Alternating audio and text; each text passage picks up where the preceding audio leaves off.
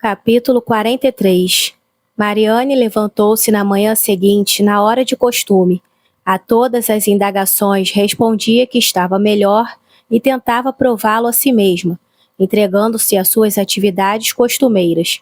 Mas passando o dia sentada e tremendo ao lado da lareira com o livro na mão que não conseguia ler, ou deitada, exausta e lânguida, não demonstrava muito sua melhora, e sempre ia para a cama mais cedo, e sempre mais indisposta. O coronel Brandon só estava surpreso com a tranquilidade da irmã, que embora estivesse ao lado dela e a tratasse o dia todo contra a própria vontade de Mariane, forçando-a a tomar os remédios apropriados à noite, confiava, como Mariane, na certeza e eficácia do sono, e não sentia verdadeira preocupação. Uma noite insone e febril, contudo, desapontou a expectativa de ambas, e quando Mariane, depois de persistir em levantar-se, confessou-se incapaz de ficar de pé e voltou por própria vontade para a cama. Elinor adotou prontamente o conselho da senhora Jennings de mandar chamar o farmacêutico dos Palmer. Ele veio, examinou a paciente e, embora dando esperanças à senhorita Dashwood de que poucos dias bastariam para restabelecer a saúde, causou ao afirmar que seu mal-estar tinha uma tendência infecciosa, e ao permitir que a palavra infecção escapasse de seus lábios, provocou um instantâneo alarme na senhora Palmer por causa do bebê. A senhora Jennings, que desde o início estivera inclinada a julgar a doença de Mariane mais séria do que Elinor pensava, mostrava-se agora muito preocupada diante do diagnóstico do Dr. Harris, e confirmando os receios e a preocupação de Charlotte, instou pela necessidade de sua imediata transferência com a criança. E o Sr. Palmer, embora tratando suas apreensões como inúteis, achou que a ansiedade e a importunação da esposa eram grandes demais para resistir. Sua partida foi, portanto, marcada, e 1 hora depois da chegada do Sr. Harris, ela partiu, com o bebê e a ama, para a casa de um parente próximo do Sr. Palmer, que vivia a poucas milhas no outro lado da cidade, para onde o marido prometeu, diante de suas sinceras súplicas, iria reunir-se a ela dentro de 1 ou 2 dias, e para onde pedia quase com a mesma insistência que a mãe a acompanhasse. A senhora Jennings, contudo, com uma bondade de coração que levou Elinor a amá-la realmente, declarou sua resolução de não mover-se de Cleveland enquanto Mariane estivesse doente, e se esforçaria com seus atenciosos cuidados suprir o lugar da mãe que estava distante, e Elinor encontrou nela, em todas as ocasiões, a mais disposta e ativa ajudante, desejosa de compartilhar de todas as suas fadigas, e muitas vezes de importante serventia por sua maior experiência em assistir aos enfermos. A pobre Mariane, lânguida e abatida pela natureza de sua doença, sentindo-se totalmente mal, já não esperava que no dia seguinte estivesse recuperada, e a ideia do que podia ocorrer no dia seguinte, por causa de sua infeliz doença, tornou toda a sua indisposição mais sentida ainda, pois naquele dia deveriam começar sua viagem de volta para casa, e acompanhadas em todo o trajeto por um criado da senhora Jennings, deveriam colher de surpresa sua mãe no dia seguinte. O pouco que disse se referia tudo à lamentação por essa inevitável demora, embora Elinor tentasse elevar seu humor e a fizesse acreditar, como ela realmente acreditava, que seria de pequena duração. O dia seguinte trouxe pouca ou nenhuma alteração ao estado da paciente. Certamente não estava melhor, e apesar de não ter havido qualquer mudança, também não parecia pior. Seu grupo estava agora bem reduzido, pois o Sr. Palmer, embora relutante em partir, seja por verdadeira humanidade e altruísmo, seja por aversão a parecer ter sido assustado pela esposa, foi finalmente persuadido pelo coronel Brandon a cumprir sua promessa de segui-la. E enquanto se preparava para ir, o coronel Brandon, com maior esforço ainda, começou a falar em partir também. Nessa altura, contudo, a bondade da senhora Jennings se interpôs com êxito, pois deixar o coronel ir embora, enquanto sua amada estava tão aflita por causa da irmã, seria privá-los a ambos, pensava ela, de todo consolo, e dizendo-lhe, portanto, que sua permanência em Cleveland era necessária para si própria, que precisava dele para jogar cartas à noite, enquanto a senhorita Dashwood estivesse com a irmã, insistiu com ele com tal veemência para que ficasse, que ele, que estava satisfazendo o primeiro desejo de seu próprio coração em ficar, não pôde sequer simular objeção, especialmente porque o pedido da senhora Jennings era calorosamente secundado pelo Sr. Palmer, que parecia sentir alívio ao deixar ali uma pessoa tão capaz de assistir ou aconselhar a senhorita Dashwood em qualquer emergência. Marianne foi evidentemente mantida na ignorância de todos esses arranjos. Não sabia que fora a causa da partida dos proprietários de Cleveland, 7 dias depois de sua chegada. Não ficou surpresa por não ver a senhora Palmer, e como isso também não lhe causava preocupação, nunca mencionou seu nome. 2 dias se haviam passado desde a partida do Sr. Palmer, e a situação de Marianne continuava com pequena variação a mesma. O Sr. Harris, que vinha vê-la todos os dias, ainda falava claramente de uma rápida recuperação, e a senhorita Dashwood estava igualmente otimista, mas a expectativa dos demais não era de modo algum tão animadora.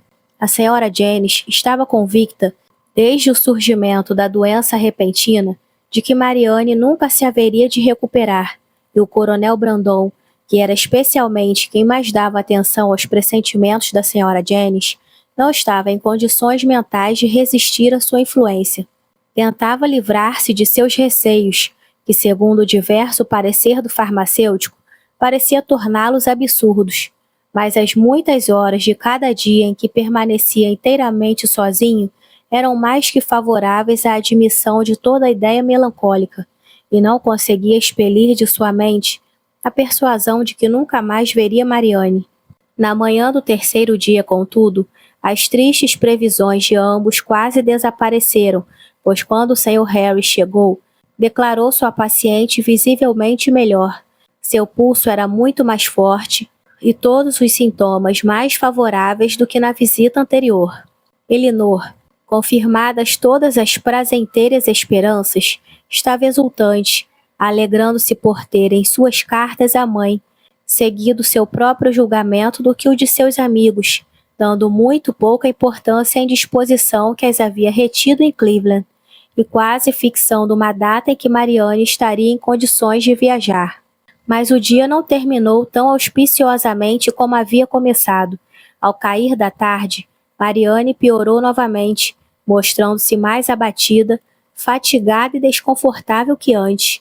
A irmã, no entanto, ainda otimista, queria atribuir a mudança nada mais que a fadiga de ter ficado sentada enquanto arrumavam sua cama, e administrando-lhe cuidadosamente os medicamentos prescritos, viu-a com satisfação mergulhar finalmente num sono suave, do qual esperava os mais benéficos efeitos. O sono, embora não tivesse sido tão tranquilo como Elinor desejava, durou um tempo considerável, e ansiosa para observar o resultado, resolveu ficar sentada ao lado dela, durante todo o tempo. A senhora Jennings, não percebendo mudança alguma na paciente, foi excepcionalmente cedo para a cama. A criada, que era uma das principais atendentes, estava se entretendo na sala da governanta, e Elinor ficou sozinha com Marianne.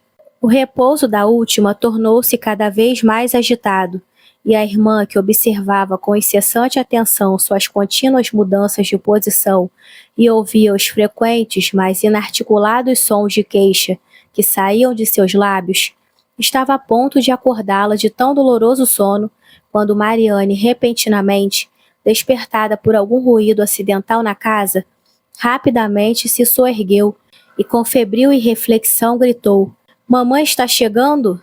"Ainda não", replicou a outra, escondendo seu terror e ajudando Marianne a deitar-se de novo. "Mas estará aqui, espero, em pouco tempo. É um longo trajeto, como sabe, daqui a Barton." "Mas ela não deve vir via Londres", exclamou Marianne da mesma maneira precipitada. "Nunca voltarei a vê-la se vier por Londres." Elinor percebeu alarmada que ela não estava em seu estado normal, e enquanto tentava acalmá-la, tomou-lhe ansiosamente o pulso.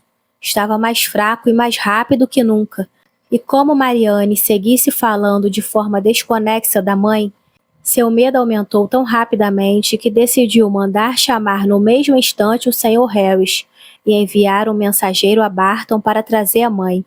Consultar o Coronel Brandon sobre o melhor meio de efetivar esse último quesito foi um pensamento que se seguiu imediatamente à sua resolução de levá-lo a termo, e tão logo chamou a criada para tomar seu lugar ao lado da irmã, correu para a sala de estar, onde sabia que geralmente poderia encontrá-lo mesmo em horas mais tardias que a presente.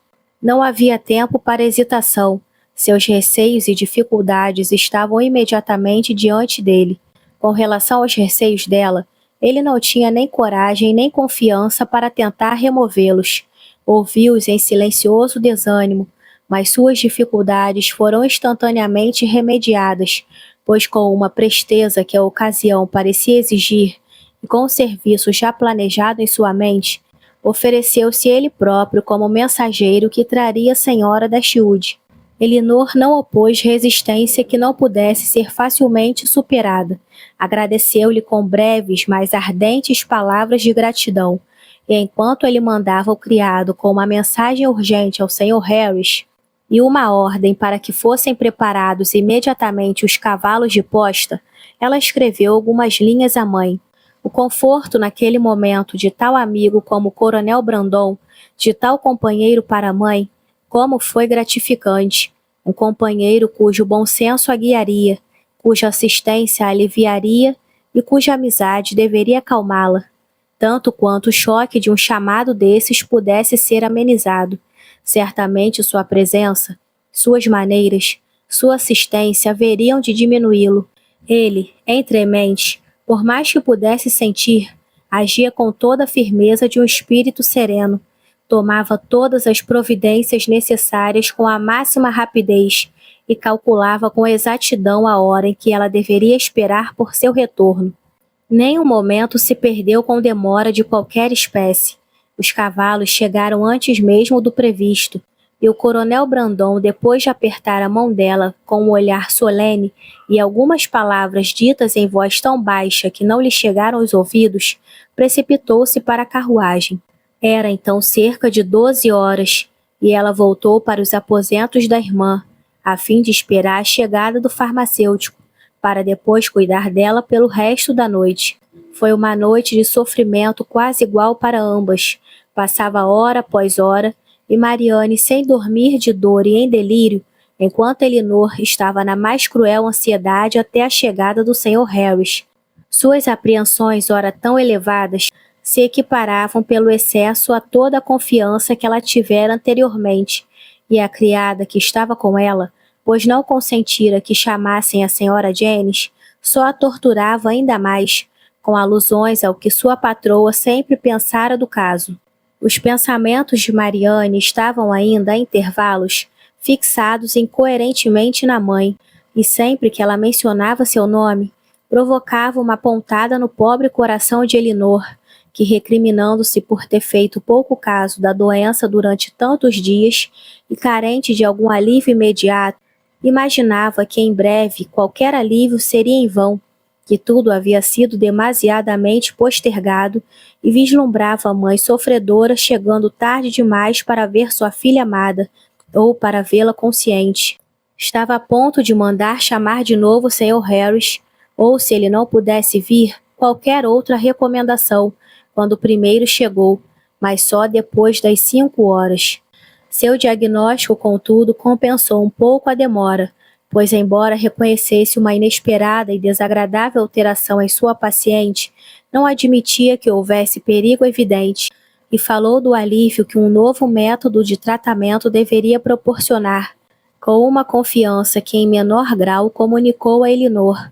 Prometeu voltar no decorrer de 3 ou 4 horas, e deixou a paciente e sua ansiosa assistente mais serenas do que as havia encontrado. Com intensa preocupação e com recriminações por não ter sido chamada em auxílio, a senhora Jennings ouviu na manhã seguinte o que se havia passado. Suas apreensões anteriores, agora com maior razão, eram renovadas.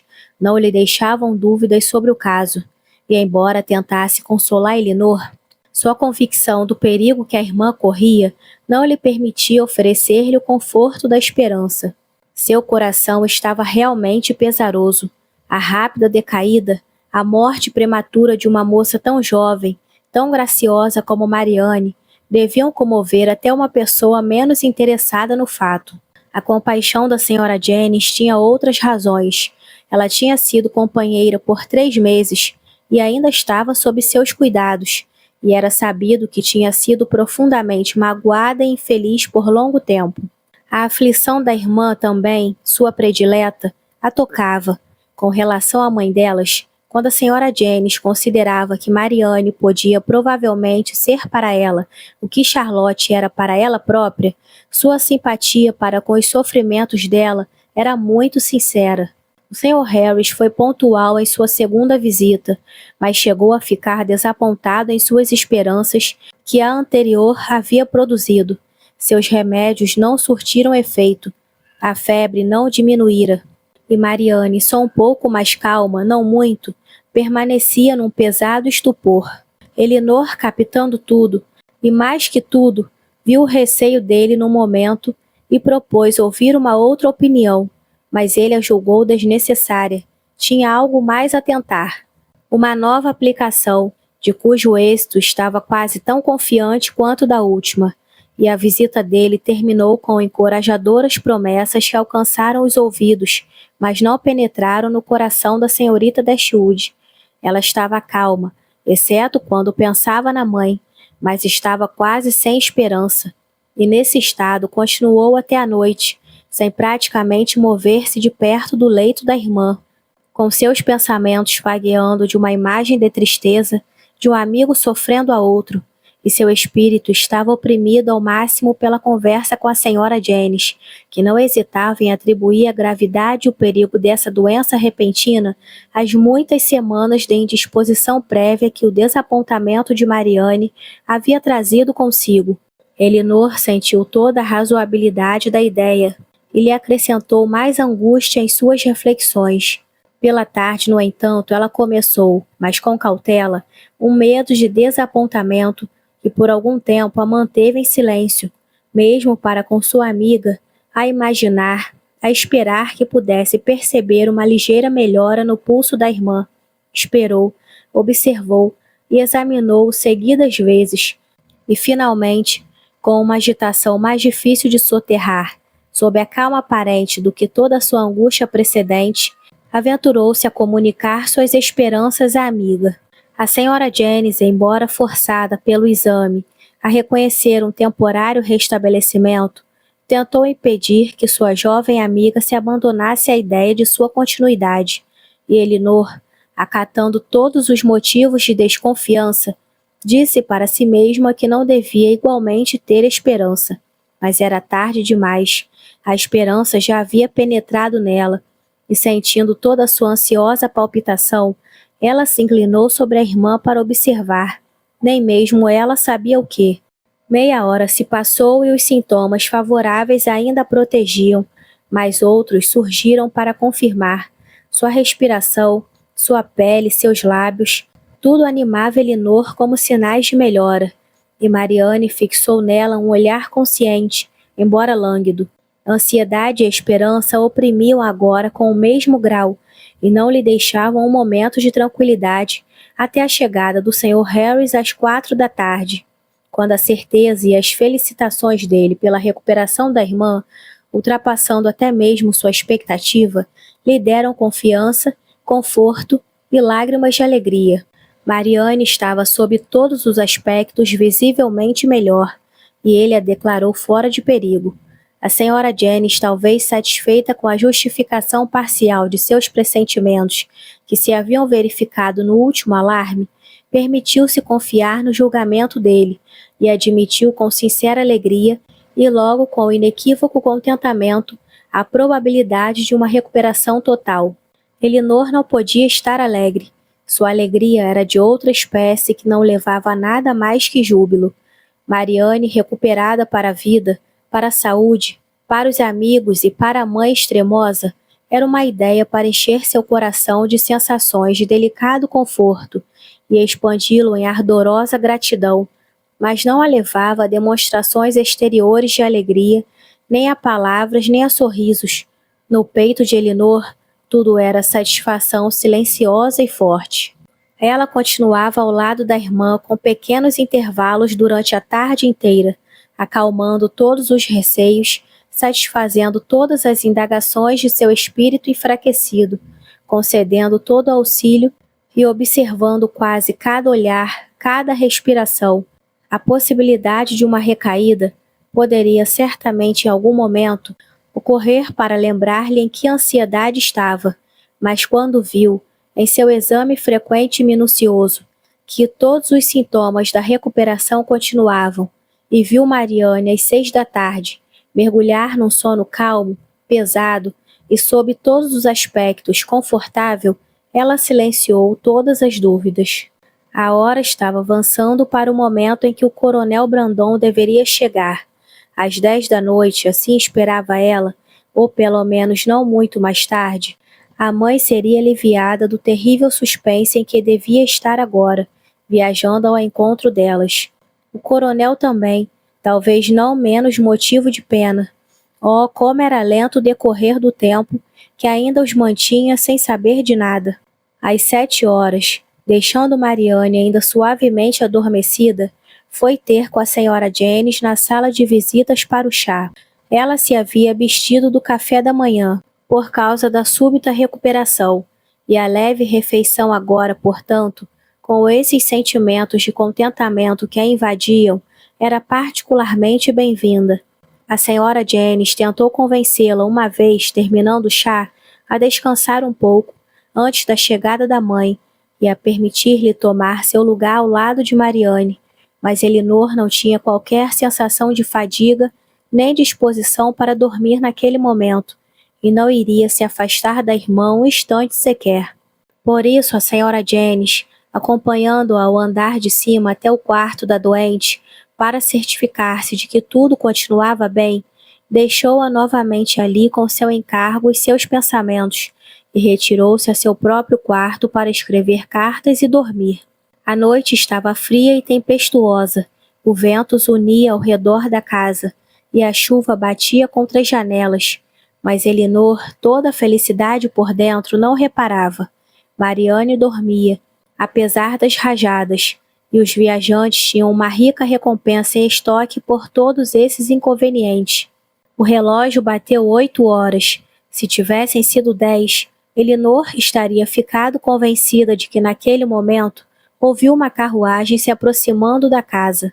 E tão forte era sua convicção de que realmente a ouviu, apesar da quase impossibilidade de já terem chegado, que ela se dirigiu ao quarto de vestir contíguo e abriu uma folha da janela para constatar a verdade, e viu instantaneamente que seus ouvidos não haviam enganado. As lanternas trêmulas de uma carruagem ficaram imediatamente à vista. Pela luz incerta, ela pensou discernir que estava sendo puxada por 4 cavalos, e isso, embora revelasse o excesso de apreensão de sua pobre mãe, dava alguma explicação para essa inesperada rapidez. Nunca em sua vida Elinor achou tão difícil manter a calma como naquele momento.